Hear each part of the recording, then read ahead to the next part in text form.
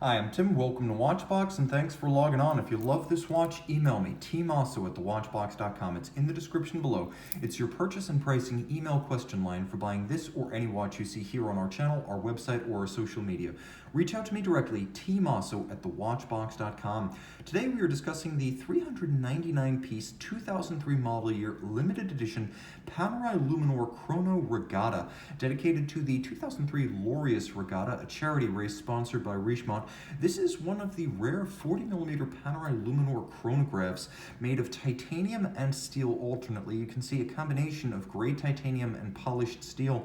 The watch is 16.4 millimeters thick by 40 millimeters in diameter. Lug-to-lug, it measures 48 millimeters, and if you include the end links of the bracelet, which do flare out a little bit, the absolute distance across the wrist is 55.3 millimeters, with a 22 millimeter spacing between the lugs. And as you can see, old school Panerai, screws and bars are used to fix the bracelet or strap to the case. So if you have strap tools and you're a paneristo, you can get straight to swapping straps. Just use your screwdriver and your jig. The nice thing about the screws is that they're more secure than spring bars, and with a large and substantial watch like this, especially a sporting style, that is peace of mind. Now on my wrist, 16 centimeters circumference, you can see the 40 millimeter case wears a lot better than the 44 and up. Even compared to the 42 Panerai Luminor models, this one fits in outstanding fashion. It's a rare Panerai that can be considered a little bit of a Rolex alternative in as much as it features a full integrated bracelet and a 40 millimeter case size. I could recommend this Luminor for a wrist as small as about, I would say on the bracelet, 14.5 centimeters circumference, and if you were to put it on a strap, it would actually fit on a 13.5 centimeters circumference wrist. It's not thin by any means, but nor is it offensively thick. Taking a quick look at the bracelet, you can see this is an older generation of Panerai's bracelet, and a beautiful one, as it includes that iconic crown guard profile. The crescent-shaped crown guard also forms the primary link in polished steel. You can see, like the case itself, like the watch, it is a combination of gray satin finished titanium and polished steel. You'll also note that the individual removable links are fixed in place by screws. So if you have that screwdriver set, you can also size the bracelet using your screwdrivers, just as you can replace the bracelet with a strap. And because Panerai is great at building ergonomics into its watches, not only does the watch fit well, but there are calculated gaps on the underside to avoid trapping heat, pinching skin, or pulling hair. As you can see, it is a single trigger deploying clasp with a double folding action. We're going to roll around the case. You can see it is the classic Alessandro Betterini case, as launched on the first Panerai Luminor and Luminor Marina models back in 1993. This tuna can profile, as it's lovingly known, is strong, iconic, and as you can see, also forms a handy canister for a rugged movement. You might have noticed in profile that there's a pusher adjuster. That is because this is the Valshoe 7750 and 7753 format. The 7753 has a conventional balanced tri-register chronograph dial rather than having the conventional 12, 9, and 6 7750. This looks a little bit more conventional, and so the quick set gets converted to a quick set pusher. That's the change when you go from a 7750 to a 7753.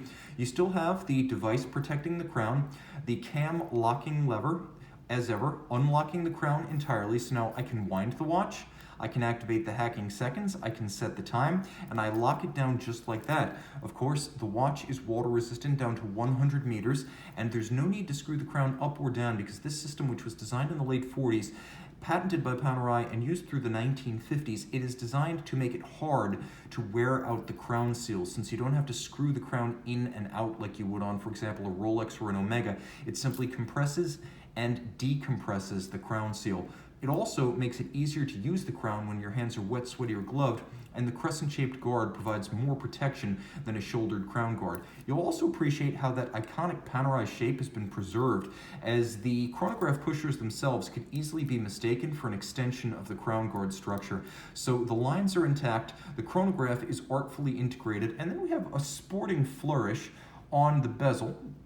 You can see a tachymeter calibrated in rather high units. It would be unusual for a sailboat race to use units this high, but if you wanted to divide by 10, you absolutely could use this as a tachymeter for regatta or sailboat racing.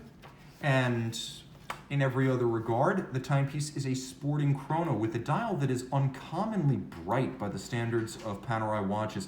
If you're familiar with the iridescent blue Omega Seamasters of the late 90s and early 2000s, this is that blue. And if the luminova of this watch looks a little bit greener than the typical, shall we call it sea mist or key lime green of bright superluminova, that is because this watch is specifically designed to have a sunburst blue iridescent base with electric green luminova. That is a feature, not a bug. Taking one last look at the dial, it's handsomely two-tone with silvered registers and that sunburst blue base. Now turning the Regatta over, you can see that, well, there is a commemorative case back, as it mentions the Laureus Award, which was integral to the Laureus Regatta, the founding date of Officine Panerai, which was then a clock retailer in Florence, and of course the fact that this watch is a chronometer. And the 7753, as featured in this watch, is a COSC chronometer. It uses unidirectional winding to energize a 46-hour power reserve. It pivots on 25 joules. It has the stop second function. It uses a cam and lateral clutch arrangement, which is absolutely bomb-proof and bulletproof. It beats away at 28,800 vibrations per hour, and it is adjusted in 5 positions as a certified COSC chronometer. And of course, you have the push-button quick set system for the date. A lot to love, 399 pieces, uncommon aesthetic, integrated bracelet, and easy fit on a smaller wrist. This is the PAM00168. Email tmosso@thewatchbox.com for purchase and pricing details. And we're back with the Panerai PAM00168. Note all of the sub-registers are fully loomed.